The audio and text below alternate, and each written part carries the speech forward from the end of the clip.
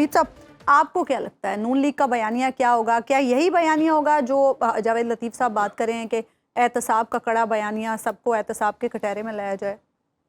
دیکھیے نواز شریف صاحب کے سامنے دو آپشن ہیں۔ ایک آپشن تو یہ ہے کہ وہ کسی طریقے سے جسٹیفائی کریں کہ جو ان کے پاس پلان ہے، جو ان کے تجربات ہیں، وہ کسی وجہ سے پاکستان مسلم لیگ نون اور اس کے اتحادیوں کی حکومت کو کسی طرح منتقل نہیں ہو پائے جو 16 ماہ کی حکومت تھی۔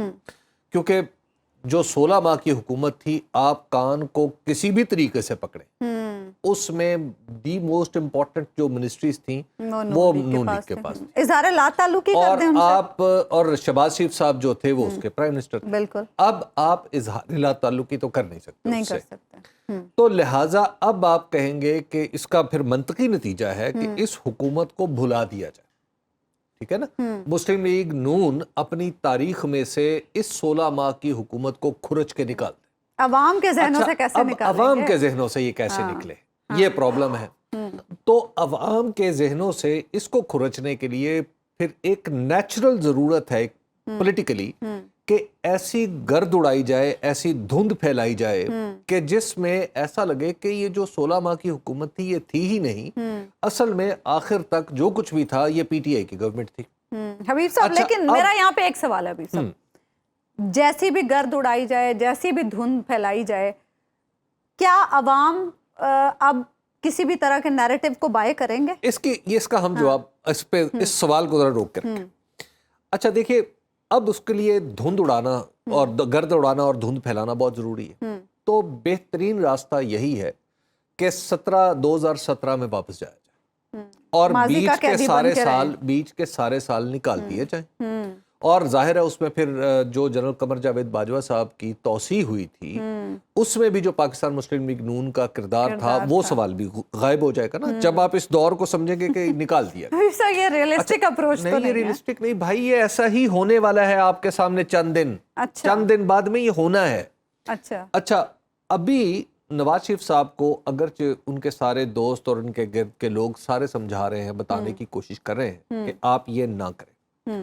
دیکھیے، اگر پاکستان مسلم لیگ نون نے الیکشن لڑنا ہے، اگر الیکشن لڑنا ہے، دوسری صورت ہے الیکشن لڑے ہی نہ، ویسی الیکشن ہو جائے، ٹھیک ہے نا، وہ ایک الگ بات ہے۔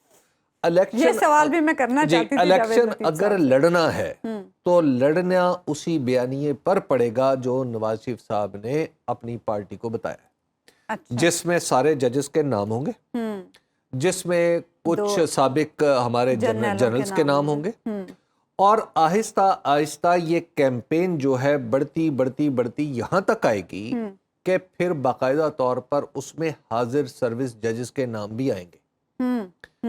اور یہ بات میں آج سے نہیں کہہ رہا، آپ کو اسی پروگرام کے آرکائیو میں میرے یہ بہت ساری یہ عرضداشت آپ کو مل سکتی ہے۔ مریم صاحبہ اپنے جلسوں میں باقاعدہ تصویریں چلا کے نام لے چکی ہیں، جس میں میں نے عرض کیا تھا کہ اب یہ فاصلہ بڑھتا چلا جائے گا۔ اگر نواز شریف صاحب کو، اگر وہ الیکشن لڑنا چاہتے ہیں، اگر انہوں نے آنا ہے اور پھر الیکشن جو ہے وہ ویسے ہو جانے ہیں کہ جس طرح عام طور پر ایک تاثر پایا جاتا ہے کہ دراصل یہ سارا سٹیج سیٹ اس لیے کیا جا رہا ہے کہ مسلم لیگ نون کو الیکشن جتوا دیا جائے، تو اس صورت میں تو جناب نواز شریف صاحب کے آنے کی ضرورت ہی نہیں ہے۔ وہ وہیں تشریف فرما رہے ہیں یا یہاں تشریف لے آئیں، ایک ہی بات ہے نا، چلیے پھر وزیر اعظم بن جائیں۔ دیکھیے، یہ ہوگی فطرانے اور زکوٰۃ کی حکومت۔ فطرانے اور زکوٰۃ کی حکومت سے کوئی کام نہیں ہو سکتا۔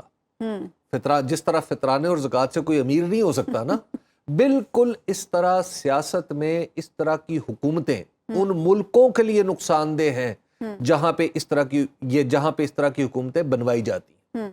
آپ اس کی ایک مثال میں آپ کو عرض کروں، دنیا کی تاریخ اٹھا کے دیکھ لیں، جہاں پہ کمزور حکومت بنی اس نے کوئی نہ کوئی اپنے ملک کے بارے میں ایسی حرکت کی کہ جس نے اس ملک کو الٹیمیٹلی بہت بڑی مصیبت میں پھنسا دیا۔ ہم تو ابھی بھی بہت بڑی مصیبت میں پھنسے ہیں حبیب صاحب۔ یہ آپ جس مصیبت کی میں بات کر رہا ہوں، آپ کو یہ مصیبت بھول جائے گی۔ اچھا جی، تو لہٰذا جناب نواز شریف صاحب کو اگر تو الیکشن لڑنا ہے تو اسی بیانیے پہ، یہ باتیں بے معنی ہے کہ وہ سمجھ اچھا جائیں حبیب گے۔ صاحب بریک پہ مجھے جانا ہے، شارٹ آنسر مجھے چاہیے. آپ بار بار یہ کہہ رہے ہیں اگر وہ آئے، اگر نواز شریف صاحب آئے، جاوید لطیف صاحب سے بھی سوال کرتے ہیں، آپ کو ابھی بھی کوئی اس میں شبہ ہے؟ دیکھیے پالیٹکس میں نا جب بھی سیاست میں کوئی سیاستدان کسی تاریخ کا اعلان کرے نا تو اس کو خالصتاً معشوقانہ انداز میں دیکھنا چاہیے کہ کسی نہ کا مطلب ہاں بھی ہو سکتا ہے، کسی ہاں کا مطلب نہ بھی ہو سکتا ہے، اور کسی جذبز کا مطلب اقرار بھی ہو سکتا ہے. تو لہٰذا مجھے ابھی تک